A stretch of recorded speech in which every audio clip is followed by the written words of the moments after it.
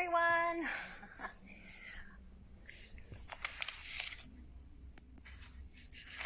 See if we get some people following us here. For those of you that don't know me, I'm Pip. My portfolio is the marketing and promotions for the NZARH executive. So it's a lot of fun. Get to be quite creative. Tonight we've got our awesome Nick, who's our new chair, and I'll invite him on now.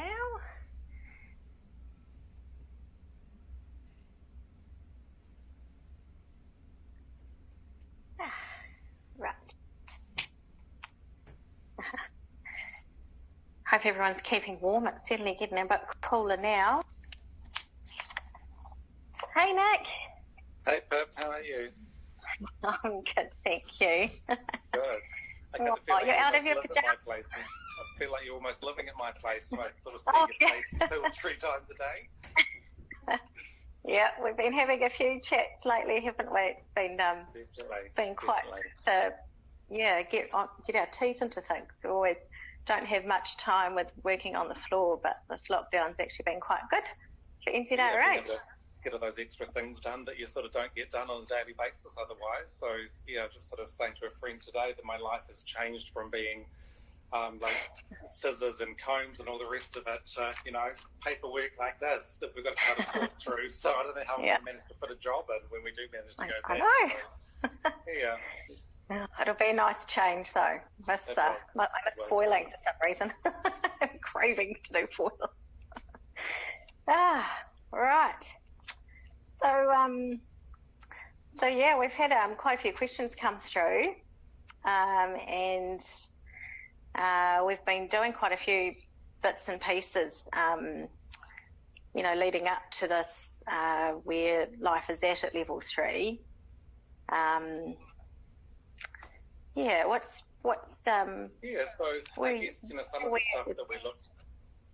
Some of that stuff that we looked at when we first went into lockdown was what it is that we were going to need to do to help lead our industry to be able to get back to our jobs and back to our clients. So I guess one of the first things that we did, and we've sort of worked it out, that we were spending probably about 70 hours each a week compiling information, getting feedback from industry, seeing what it is that the concerns were.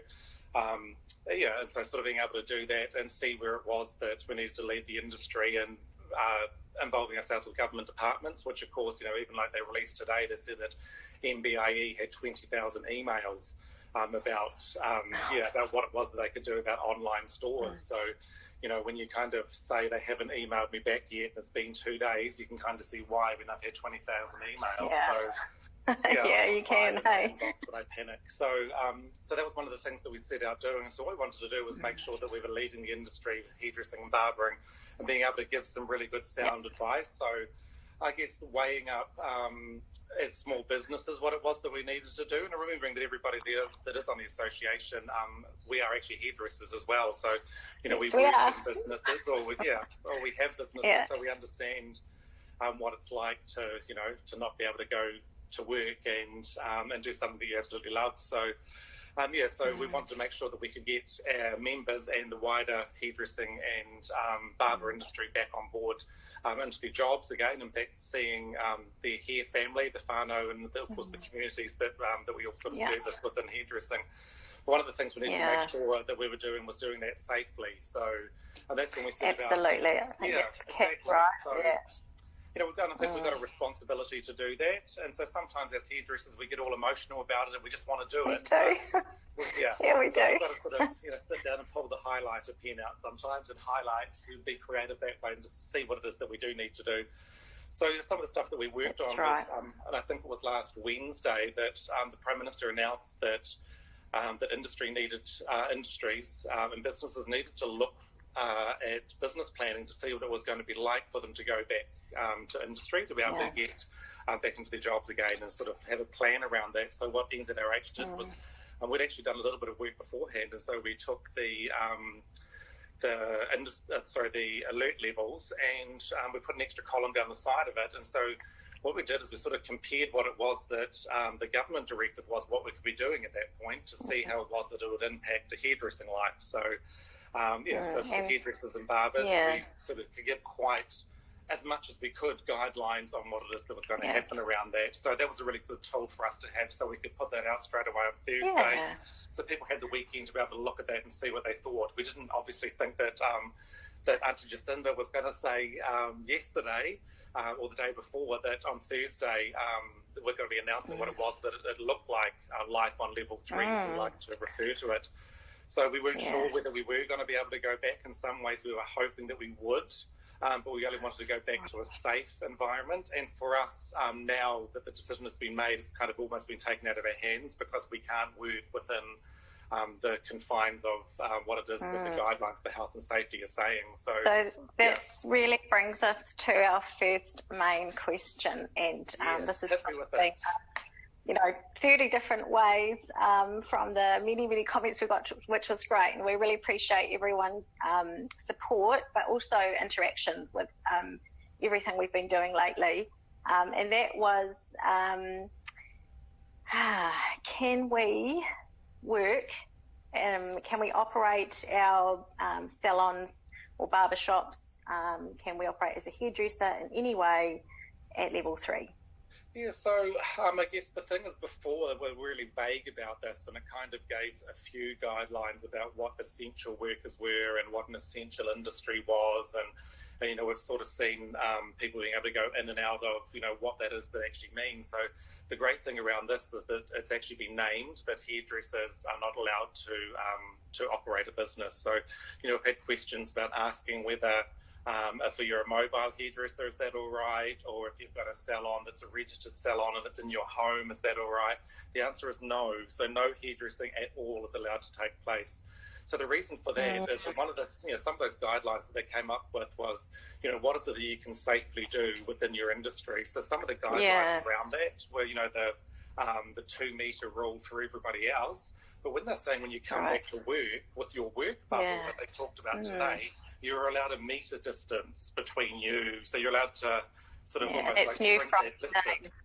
Yeah, so so that work distance they're saying is 1 metre. Well, of course, it's hard enough for us to work with our fellow hairdressers and barbers throughout the day with keeping a full metre away from them, and let alone doing the same thing with their clients and having to do that for less than half an hour as well. So we saw in Australia.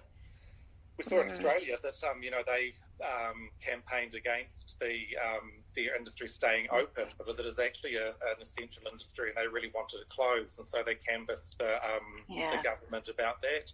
And the government actually then put guidelines on it and said that you're allowed to spend a maximum of half an hour with the client, which of course meant that you'd have to have 4 people doing the one client's hair, so it was actually increasing the risk. The amount of people you're in contact with in proximity, really pleased that didn't happen. So for us, kind of thinking, can we operate within a metre? Now, whether you've got, a salon in the high street, or a salon in a mall, or a home salon that's a registered one, of course, you can't work within, you have to stick outside of that metre at level 3. Yeah, so and sort of saying, well, what's the people around the client as well, aren't you? It's not, we can't do anything from behind or a metre away.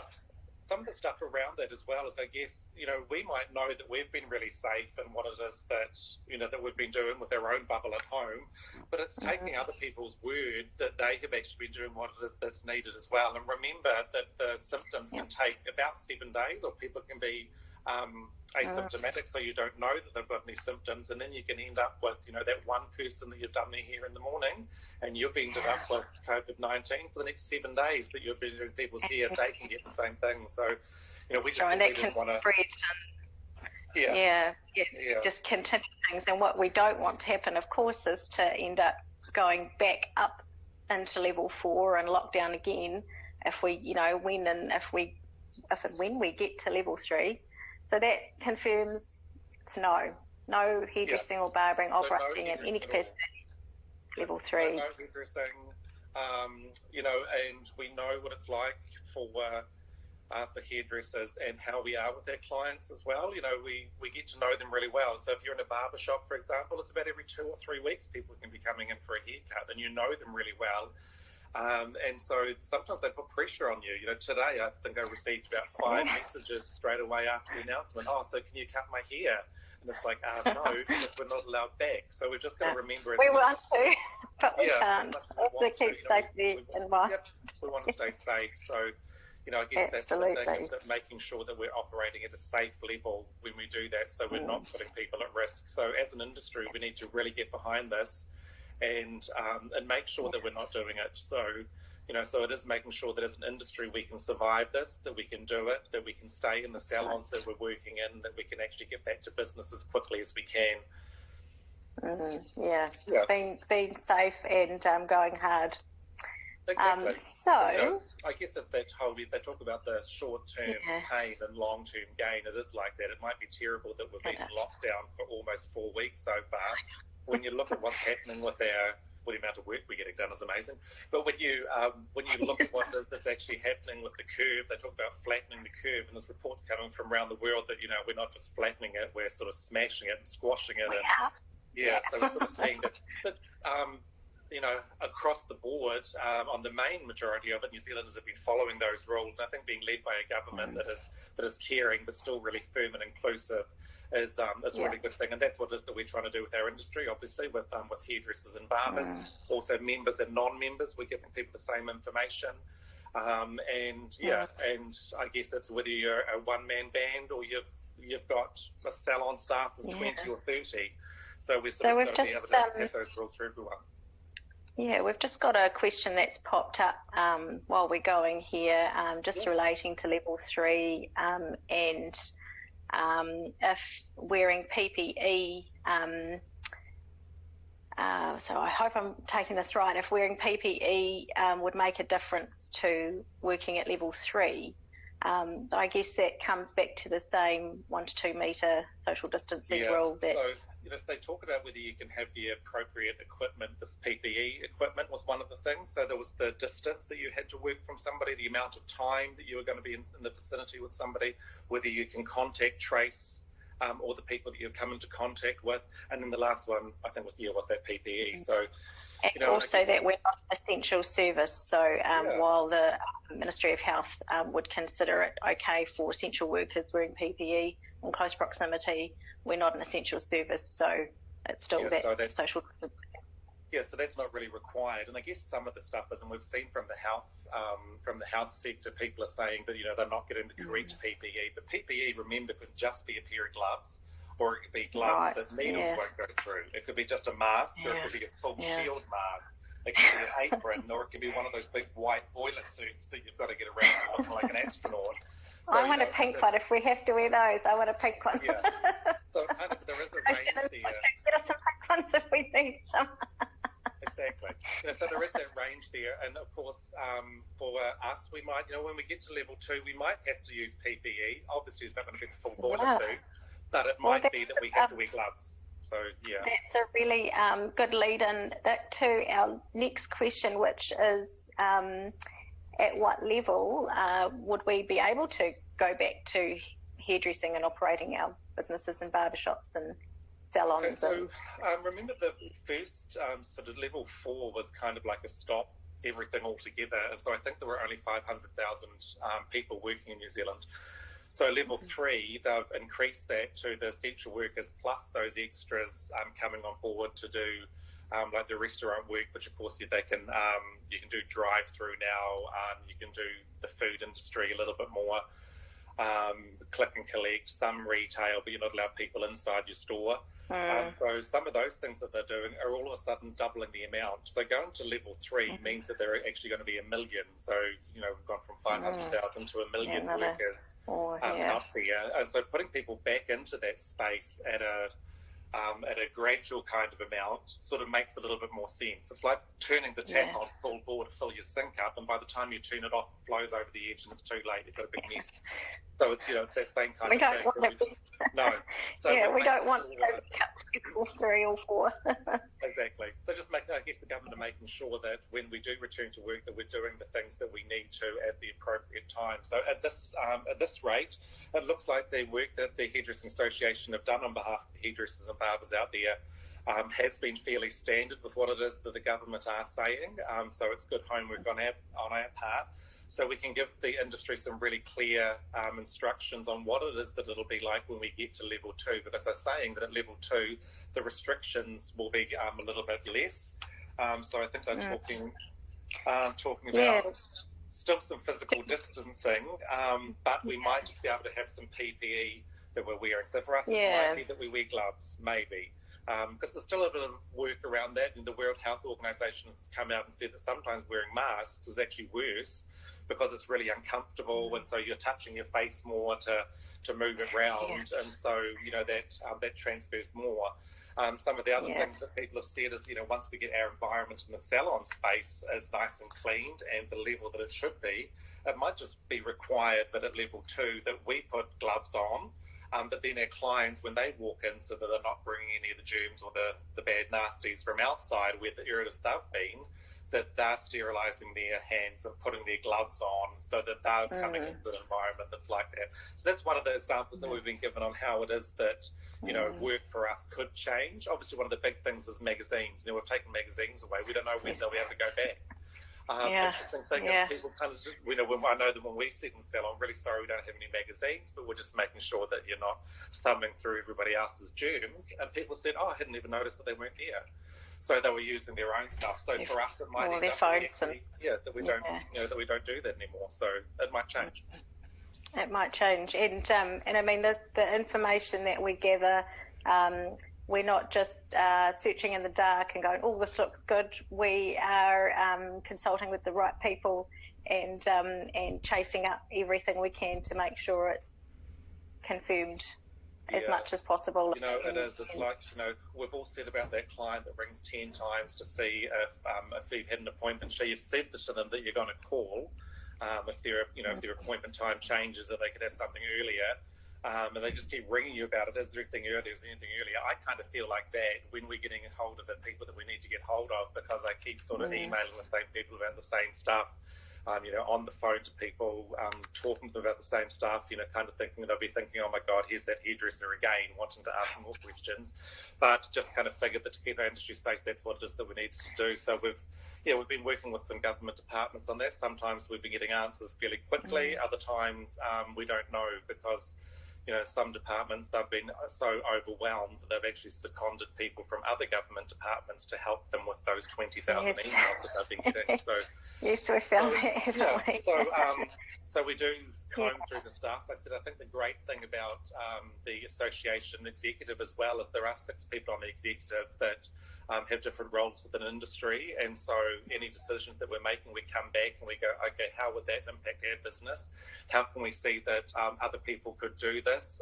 What's the way around it? But then we've got some people that support us in administration and finance roles where they say, hey, what about this? Because other industries have done this. There's maybe something that we can do. So great really insight. Good for us, to be able to and even absolutely, and all our members or people who have been commenting or sending us messages and emails, we really appreciate that too, and that gives us a really good insight as to what people are really thinking out there, so we can make sure we're pinpointing our response as well. Exactly. So Nick, so if and when we move into level 3 in the near future, can we enter our business premises? Okay, so I think the guidance around that when we're looking at it is talking about travel. And it says that travel should still be restricted for work, or it should be restricted for, I think it says work and recreation are the 2. So they've produced a little grid like this. You probably saw Auntie Jacinda holding it up today, letting everybody know what it was. So that is available to find if you want to highlight your way through it. But they talk about the travel that you're doing has to be for work. Or for leisure. So that leisure is to be able to, get in your car, take the family to the beach, and it does actually say you can do that, or spend the day at the park, or go to those outdoor recreation things you want to do. So for us, our businesses shouldn't be open. Our clients aren't allowed in the salon to buy anything from us, so there's really no reason for us to be in our businesses because we're not allowed to operate. So we're saying no, we shouldn't be in our business. The other thing around And it as well is we don't want to put ourselves in a situation or our members in a situation where you're in your salon doing something, whatever it is, and then members of the public want to come in, or people that you know come in and they're knocking on the window really wanting their hair done. I just want my fringe trimmed because Auntie Susan's getting married at the weekend and she's only allowed 10 people at her wedding, and I want to make sure they look good for it. You know, so people say stuff like that, and we feel, oh, gee, you know, and everybody's probably had it. Clients messaging them saying, when are you coming back? You know, when can you cut my hair? We don't want our members and our industry to be put in a situation where clients or the public are making them choose unsafe practices because they're obliged to. So we're saying no. Yeah, that goes for even entering your salon to clean it, that kind of thing. It does. You know, so I guess some of the things we said was, you know, and some people said it politely and others said it in one syllable with exclamation marks. You know, how are we supposed to organise our work for when it is that we do go back? So if you think about what it is that's happened on the way into level 4, you know, on the Monday afternoon, I think it was, we were told we were at level 2, and then later on in the day we were told, okay, actually you're going to level 4 by Thursday midnight, and so you've basically got a day and a half to transition through level 3 until you get to level 4. So for us, that was kind of really frantic. So the industry didn't know what was happening. I mean, we tried to put know as what much hit us. information. It was crazy. It was really interesting. I think one of the immunologists, I think she is, might have had that wrong, but she's got pink hair, and that's why I remember her for Susie Wiles. She's a professor in Auckland. She described it as in like you're building a plane while you're trying to fly it. And it kind of is like that. We were trying to give the industry advice on what it is to do, but we hadn't been through this ourselves. So taking the directives from what it was the government said. So on the way out of it, what you've noticed is that today, we were told by the government that, on Tuesday we were told by the government that today there'd be an announcement about it, and then on what level 3 would look like, and then on Monday we're going to be told whether we're going into level 3 or not, and then you'll actually be able to do that at the end of lockdown if it happens, which will be Thursday. So that's a whole week's process. So what we're kind of thinking is that when we get to the point where the government say, you know, yes, everybody's been really good and you know, it's flattened out completely, we're doing as well as that we're supposed to be doing, then we're thinking the same kind of process would happen. So they won't say, look, all you hairdressers out there, but we'll be saying that on the Tuesday, or the Monday or the Tuesday, that the government will be saying, okay, we're going to make an announcement about level 2 and some more criteria about what that's going to look like. We're going to do that on Tuesday. So then on the Thursday, they'll be saying, this is what it is that level 2 is going to look like. Hairdressers can go back, but, you know, all your PPE gear, you're going to have to be having a business plan, not a business plan, sorry, a health and safety plan in place, and it's going to have to be an approved one.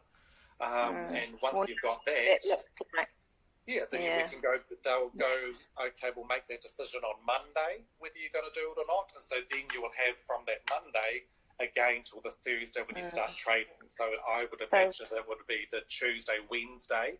You'll have time to get back to your business, to fold foils, to clean the salon, to ring those clients to say we can open. So we don't know when that is. I think you know, we're talking about it today in sort of best case scenario is that if we all do what it is that we're supposed to be doing, they talk about, you know, it sort of being a 14-day cycle for, you know, for the infection to be seen, for you to get better afterwards. And so we've kind of done 2 lots of cycle of that by the time we get to the end of our month's worth of quarantine that we've been having, our isolation.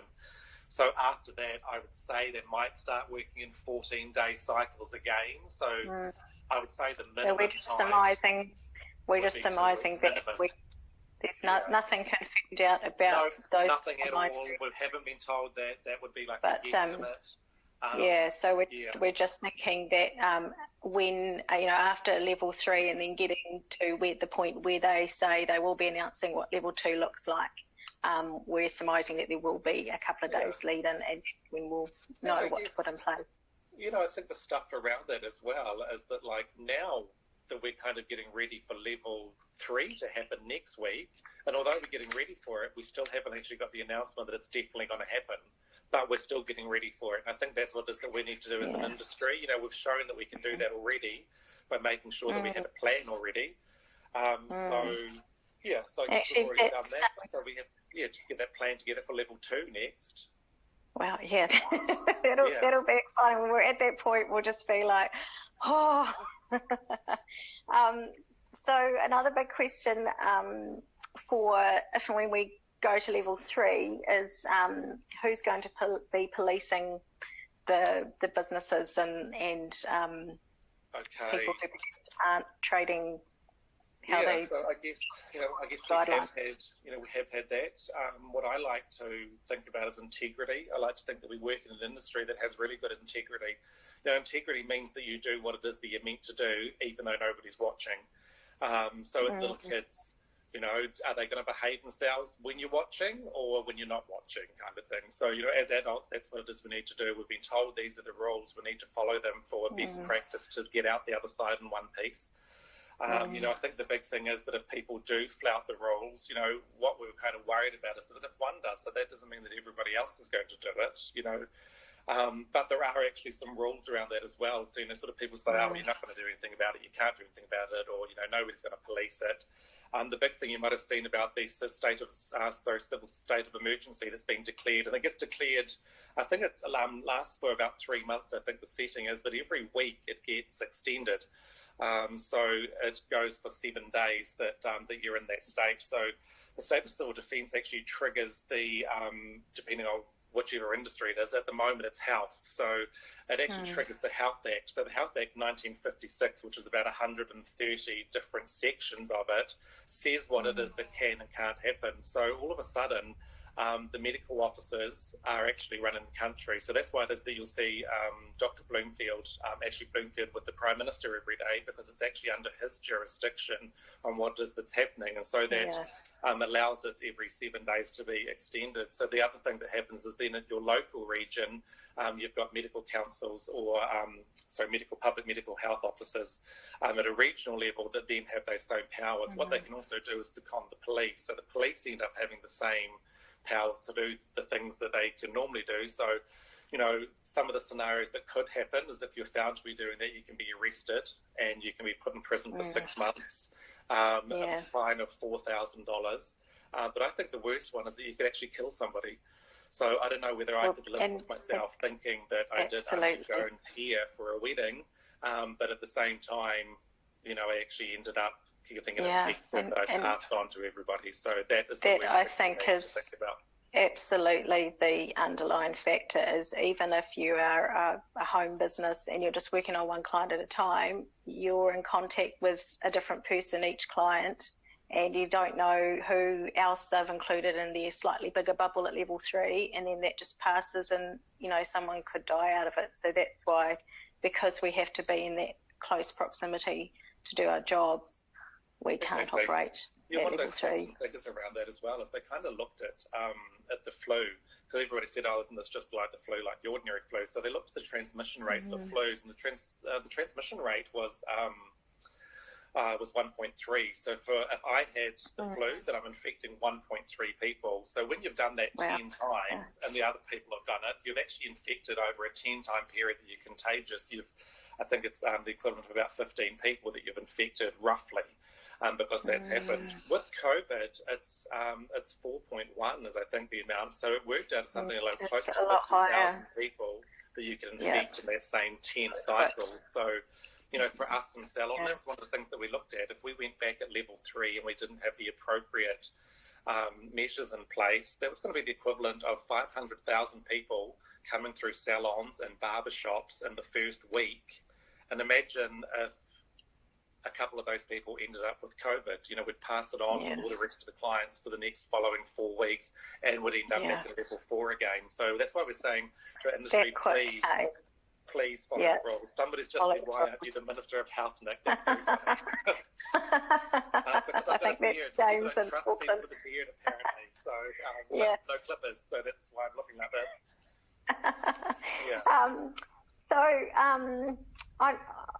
We've got just a couple more questions that we've sort of grouped that I think will answer a couple of questions that have actually popped up over this feed. So just the next one would be, we've had our clients, and we want to get back into salons as soon as possible. We want to tell clients, when can we get back in, when can we start booking appointments for people, so they know, so they stop feeling anxiety over not able to get their hair done, and obviously we want to start operating our businesses again on the floor, so that we can start turning over some revenue, and especially for those who aren't in a position to do online sales and that kind of thing. So do we know when we can tell clients that we're reopening again and can rebook them? Look, it's really difficult. Some of that is that, how long is a piece of string? People ring us and say, how much does it cost to colour my hair? We don't know the answer, but we try to give them an approximate kind of time frame on that, and that's why I guess if we're kind of saying minimum amount of time is kind of going to be another 3 weeks for us. And that's what really does the things they're meant to. So, with the 14-day cycles. With that 14-day cycle. So I know we don't want to say this is definitely the time, but it's also, we've got to be working towards a goal. So, so I think we really need to just take a little bit of a chill pill on it as well, and kind of think at the end of the day, these are haircuts. So not to stress ourselves out about that, but thinking about how it is that our business might look a little bit different when we go back. So, one of the things that we looked at with the health department regulations are that the chairs are 1.5 meters from the backs of each of the chairs. So for health regulations to open a salon, that's fine. But what we're saying is that in a salon space, we should be keeping as much distance when we go back to work as we possibly can. Well, of course, if you get 2 hairdressers that are back to back on those chairs or working at the same time, there's less than 1 metre between them. So we might need to use every second chair. If you've got 10 stylists in your salon and you're all doing 2 clients each, there's 30 people. Straight away, gatherings are only allowed to have a gathering of 10 people, but we've got 30 in the salon. So kind of saying, how can we look at that differently? So, and the Hairdressing Association will put some guidelines out about things that you can do. We're going to do some tips and tricks on that. So we'll have lots of resources for our members as well. At level 2, and as soon as we know what that'll look like. So it's kind of thinking, how can we do that like a little bit differently? So we are saying, maybe you're going to do every second chair. You might open for a longer day, and you might have 1 set of staff working in the morning to do all of their clients, and another set of staff working in the afternoon. So so you can get some extra clients in the afternoon. So one of the things that sort of concerned us as well is if everybody went back at the same time to level 3. And for us, we're an industry that's dominated, female dominated. So I think it's like 97% of our industry are female, and the average age is 28. So you've got lots of young mums a lot of the time that are working part-time. There's a lot of part-time people in their industry. All of a sudden, they're being told they need to go back to work because their clients need their hair cut, but they've got no one to look after the kids. So we were worried that people would come in for haircuts and bring their kids with them, which then makes it even worse because we've got twice as many people. And so we sort of said, okay, how can we sort of lessen that effect? So some of it was good that, kids are actually allowed to sort of start going. Some are allowed to go back to school now. And I think that process, as they work through that, will become a little bit better for us as well. So if you're a parent and, you've got kids, it's good for you that, they can start looking at a safe return for them to go to school, so that then when you're focused on being able to go back to work, that can be your main focus, not being at work thinking, oh my God, I hope the kids are safe at home. So a good roundup of what it could look like at level 2, and, where the only thing I guess we can tell our clients is once we get to level 2, and as soon as we know when that date is, then we can start booking people in. Because I guess there's it's a very real concern for most businesses, and I dare say all salons and barbershops, that it's very real for surviving this. We obviously want to get back on the floor and turning over the revenue as soon as possible, but it's not till level 2 that we'll be able to that's operate. right. So, I guess some of that as well is, no matter what it is that happens, we need to work safely. We're really innovative though. One of the things that earthquakes taught us here in Christchurch was that, you've got to do things differently. There's no choice. I know that when the earthquakes happened, people said, oh, how did you do that? I wouldn't have been able to cope. I just wouldn't have been able to go to work. It's like, well, you don't have a choice. You just got to kind of get up and do it. And so for us, It's the same kind of thing. This is what it is that we have to do. It will change a little bit when we go back, but there are some extra things that, that we can do for support as well around that. And it's, kind of thinking that at the moment, most salons close Sunday, Monday. We might look at, for example, that because parents have had to go back to work again, they actually can't come in to have their hair done in the evenings like they used to, or they've got to work more, because thinking about a lot of us have just had a month off work, they've got to go back to work and they've got no leave left. So kind of think, well, when can they come in? Well, they can come in at the weekends and, Saturday, Sunday. So for me, for example, I think last year, after 25 years or more on the salon floor, I stopped working Saturdays. For me, I'm the first person that's going to put my hand up to say to my clients, I'm working Saturday and Sunday to start off with when we do go back at level 2. So for me, that's extra clients that I can fit in on those days, so that then other clients can have other appointments during the week that they might need. So for me, there's 3 extra days I could do, like a Saturday, Sunday, Monday that I could manage to do for that. And that's the kind of thing that we should be talking to about with our staff now as well. What's the plan that we're going to do for our business? NZARH can help with that. We can put some guidelines, but at the end of the day, it's how it is that you're going to manage things in your salon to be suit your staff and your clients and keep safe. Absolutely, keeping safe. And I think just need to clarify that kids being let back to schools at the moment is just for businesses and services that can operate at level 3. So correct. Kids being back to school at level 2 will look a little bit differently to what it's like now. And that actually leads on to probably one of our main last points that's come up from what people want to know, and that's about selling retail online. So we've already covered through all our bits in the last couple of weeks that it does need to be through an approved online platform, and just the last week we've put out the bits for people to then be NZARH approved, and so also that will still need to continue for level 3. If and when we go into level 3, they'll still need to be approved for the NZARH to sell online. And then also we're still advising that people still use couriers and don't home deliver personally. That's correct. So it still needs to be it still needs to be contactless. And remember, the rules around travelling are for you to do your recreational stuff that you need to do for your mind space that you're in, to keep your emotions and your brain healthy. And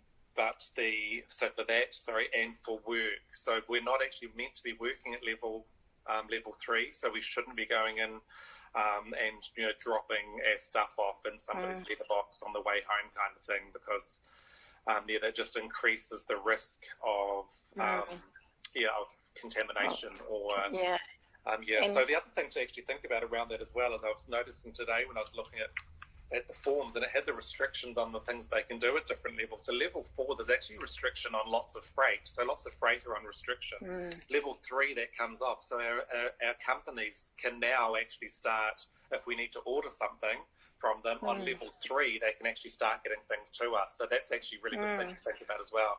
I think we talked about a staggered start at the very start of this, that they might have a staggered start coming back, because of course if we open the salon tomorrow and wanted to do whatever it was we wanted to do, and we can't get our stock until next week, that's really difficult. So the staggered start to kind of be able to say, actually, at the start there was no freight to be able to be moved around the country for business purposes. In and out of the country was fine, but now those restrictions will get taken off for level 3 if we go down to level 3, whenever that is, next week. So we can start ordering our stock from companies and being able to send them to us. So then when we're at level 2, all that back end kind of stuff that we have, that's already been sorted out. So then we'll have the opportunity to be able to go back into our salons, I'm imagining, and being able to have those few days beforehand to ring the clients and do those things. We're going to keep people informed. That's it's kind of, people say they're either going to love you or hate you. We've got people that seem to want to send me messages every 10 minutes, which is amazing. and other people that sort of seem like they don't want to know. And that's also kind of people's prerogative to be doing that as well. But, our job is to make sure that we're getting the right information out as much as possible. If it's maybe not right, being able to say, hey, look, we got that one right, but, it might be a little bit different going forward. That might actually change. So remember, one government department, 20,000 emails they've got to get through. We're doing what it is they say at the moment. But as they get more requests for whatever it is that could change, we'll keep you up to date with that. And even things like the health and safety plan for at level 2 and any PPE gear, as we covered before, we don't know what that's going to look like. It's we'll just know once they release those guidelines, and then we can apply it to the industry. Yeah, so what it is that we'll look at doing with that, the hairdresser HIRL, as we call it, the hairdressing industry, or the hair industry response alert to alert levels, because we like acronyms. We'll do something similar to that, and we'll look at what level 2 will look like. So some of that is that you'll have to have plans in place for health and safety plans and what it is they'll look like. So as the governing body or the industry lead on that, we'll let people know what it is that's required from that. For our members, we'll actually have that information in our members, the tools themselves in our toolkits in the members area. And for others, if you want it, you might have to purchase that, but the easiest thing to do is actually get a membership, support it. We've been really overwhelmed by the people that wanted to come back to the industry, which is great. They've sort of seen that it's more than just competitions. It's actually about this. It's about feeling passionate about the industry that we're in. That's our new tagline that we've been using, is passion for everything here. Everything here. And that's what we do. And it covers the barbering industry as well. We're very passionate about that. And we have our 3 months free at the moment. If you sign up now, you don't pay for 3 months, which is quite cool. Which is really great. So, you can get the benefit of the advice that we're giving and the things that we're going to be putting into the toolkit. And the guides that will be coming out. So you can get the benefit of those, but you don't have to pay for anything for 3 months, which for a membership is great. So we realise it might be great, especially at the moment, which is why I wanted to do that, to get that through. And of course, we've got the members resource area, which has stuff that isn't released publicly. Cool. Well, I think that's pretty much covered it. If anyone else has any further thoughts or questions or comments, please don't hesitate to DM, PM, email us, message us, whatever platform. If you need to do, if you want to call, that's fine as well. It's been really interesting what it is that people have done. I've had some people in their 70s that own salons that have said, "Can I please call you?" Which is kind of really weird for a hairdresser. They're actually going to phone me. I've got to text them. So it's been interesting who it is that have come back into contact with us and the information they've needed, and they've been really grateful for it. So please, if you need any information, message us, call us, send some smoke signals out, whatever it is that you need to do. And Nick, we have a quick little exciting announcement, which some people might have seen just pop up on our socials just recently as we went live tonight, and that's that you're going to be chatting to a certain Paul Fresca tomorrow at 3 o'clock. So it's kind of interesting being sort of thrown in the deep end a little bit, with being a little bit on the older side maybe, and in the industry for a while, and the new technology that's coming through with all this, split screen stuff, and all of a sudden I'm working on 2 laptops, a phone, an iPad, and doing things like this, which for me is really great to be able to get what it is that you're saying out there, and have people engaging with you. So we've decided to make it a regular kind of thing. Our clients seem to like it. For us, our clients are members of the Hairdressing Association. So tomorrow night we've got, I'm having a chat with Paul from Sustainable Salons Australia, New Zealand. So he's going to go some stuff with us. Of course, they were about to launch in Wellington and Christchurch, which I'm really excited right at the start of lockdown. But just before lockdown. So of course that ended up not happening. So for us, it'll be really good to be able to catch up tomorrow night see what's happening. Of course, he's with the Australian Hair Council as well, and so the AHC, we work really closely with what is happening with them, so that we can glean the information off each other and work really well together. So and you and I were going to be at the launch in Wellington because we were going to be there for some training with Haito. And then had a meeting all day and some training, and then another meeting, and then a launch, and ended up. So we chose not to choose. I think we've got a few extra next week as well, haven't we? So we've got some some online education that's been happening this week. A few more surprises coming up. So next week we'll so launch everyone, some competitions as well. So we've got to have a look at all the faces out there. That'll be a hint. Have a look at some faces. They might look a little different. We'll know what we're talking about with that one. All right, well, thanks so much, Nick, and thanks everyone for joining us live. And so back here on our Insta Live stories tomorrow at 3 o'clock for Nick and the Paul Fresca from Sustainable Salons. All right, well, thanks, Nick. That's great. Thanks, Kurt. I'll see you tomorrow. Maybe. Tomorrow. Of course. All right. Bye. Thanks, guys. Stay safe. Bye.